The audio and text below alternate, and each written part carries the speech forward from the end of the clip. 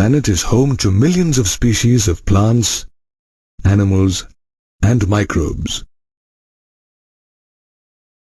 Each species has diverse characteristics and features. This biodiversity has been researched for decades by evolutionary biologists and ecologists who still continue to better understand the importance of biodiversity. To begin with, let us understand the term biodiversity. Biological diversity or biodiversity was first coined by an eminent sociobiologist, Edward Wilson, in 1986. He defined biodiversity as the variation of life at all levels of biological organization.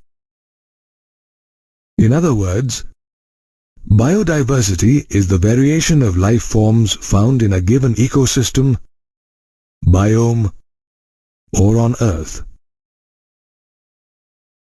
Biodiversity is mainly studied at three levels: genetic diversity, species diversity, and ecological or ecosystem diversity. Genetic diversity refers to genetic variations in a single species as well as between distinct species. At the genetic level, a single species might exhibit great diversity due to its distributional range. For example, you would notice genetic variation in Rauwolfia vomitoria, a medicinal plant growing in different parts of the Himalayas. These genetic variations determine the potency and concentration of the active chemical reserpine produced by the plant. This chemical is used to control high blood pressure and to keep psychotic behavior in check. The next level at which biodiversity is studied is species diversity, which refers to the variety of species found in a particular geographical area. For instance, in India, due to favorable climatic conditions, the Western Ghats have richer amphibian species diversity than the Eastern Ghats, while pleasant climatic conditions in the northeastern states compared to South India have led to a greater diversity in orchid species than those in South India. The last level at which biodiversity is studied is the ecological level. It refers to the difference between ecosystem types and the diversity of habitats within each ecosystem.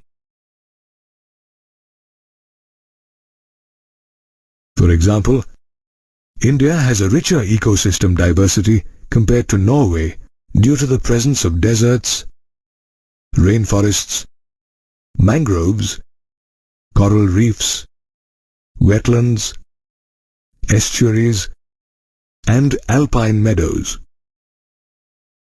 So, how rich is our biosphere? How many species are found on our Earth and in India?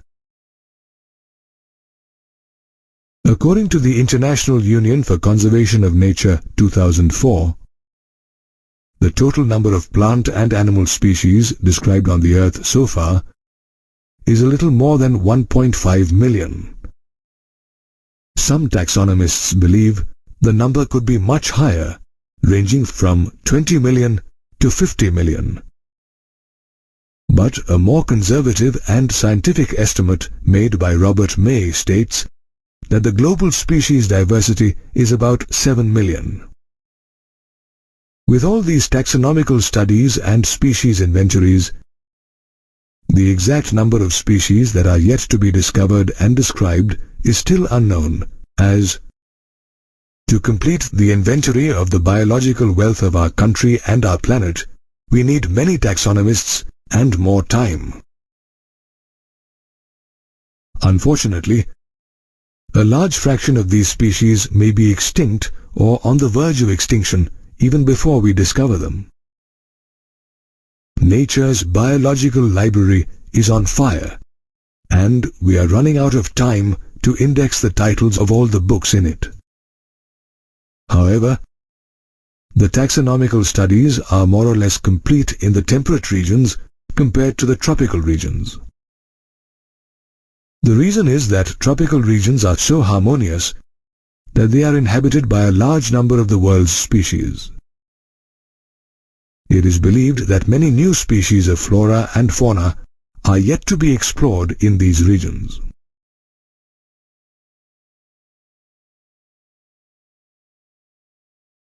According to recent species inventories, our biodiversity has some fascinating features. More than 70% of all species recorded are animals, while plants comprise no more than 22%. In animals, insects have the largest number of species, and they constitute more than 70% of the total. Interestingly, the number of fungi species in the world is more than the combined total of fish, amphibians, reptiles, and mammals. The pie charts shown here represent the global biodiversity of the major taxa, that is, invertebrates, vertebrates, and plants. However, it does not provide a count of the prokaryotes of the world. This is because biologists are not sure how many prokaryotic species exist, as conventional taxonomic methods are not suitable for their identification.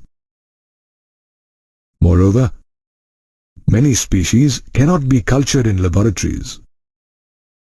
But if we consider the biochemical and molecular methods to determine the number of species in this group, their diversity would alone run into millions.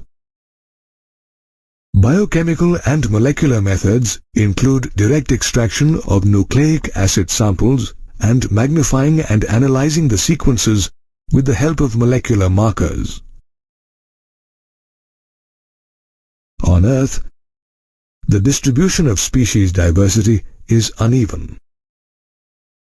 The tropical regions are richer in species diversity, while the polar regions have fewer species.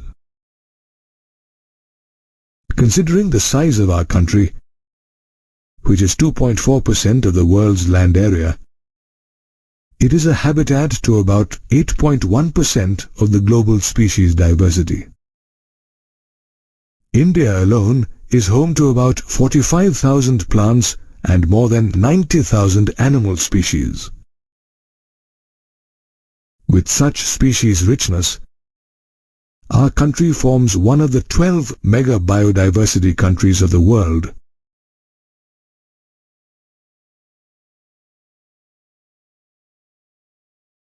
According to May's global estimates, only 22% of the total species has been recorded so far.